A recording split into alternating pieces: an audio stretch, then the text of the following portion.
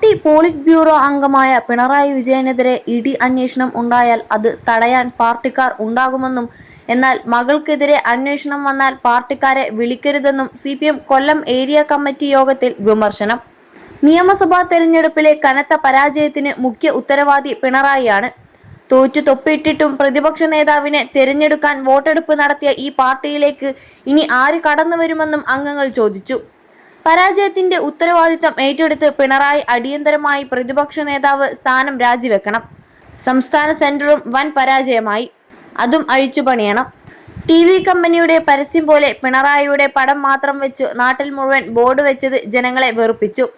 കാലാരണപ്പെട്ട പ്രചാരണം തന്ത്രം ഉപദേശിച്ചു കൊടുത്ത ആ PR കമ്പനിയെക്കുറിച്ച് അന്വേഷണം വേണം.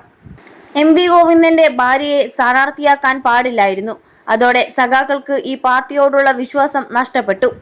MV ഗോവിന്ദന്റെ വാർത്താ സമ്മേളനങ്ങൾ പാർട്ടിക്കാർ പോലും കാണാതായി. പയ്യന്നൂരിലെയും തളിപ്പറമ്പിലെയും പ്രശ്നങ്ങൾ പരിഹരിക്കാൻ നേതൃത്വം പരാജയപ്പെട്ടുവെന്നും അംഗങ്ങൾ വിമർശിച്ചു. അതോടൊപ്പം സംസ്ഥാനത്തിന്റെ ഖജനാവ് കാലിയാക്കിയിട്ടാണ് പിണറായി വിജയൻ സ്ഥാനമൊഴിയുന്നതെന്ന് ആഭ്യന്തരമന്ത്രി രമേശ് ചെന്നിത്തല. എന്തിനു വേണ്ടിയാണ് ഈ പണം ചെലവാക്കിയത്? സംസ്ഥാനത്തിന്റെ പുരോഗതിക്ക് വേണ്ടി ആയിരുന്നില്ലെന്ന് വ്യക്തമാണെന്നും അഴിമതിയും കൊള്ളയും നടത്തിയ സർക്കാരാണ് ഇവിടെ ഭരിച്ചതെന്നും ചെന്നിത്തല ആരോപിച്ചു.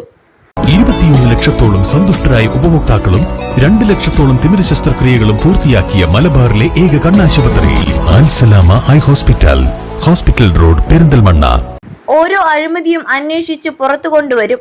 ഇനിയും നടപടികൾ വരാനിരിക്കുന്നതേയുള്ളൂ. സാമ്പത്തിക ബുദ്ധിമുട്ടുകളും പ്രയാസങ്ങളും ഉണ്ട്. എന്നാലും ജീവനക്കാരുടെ ആനുകൂല്യങ്ങൾ തടഞ്ഞുവെക്കില്ല. സർക്കാർ വന്നിട്ട് 10 ദിവസം ആകുന്നതിന് മുൻപ് സമരങ്ങൾ ആരംഭിച്ചിരിക്കുന്നുവെന്നും അദ്ദേഹം പറഞ്ഞു.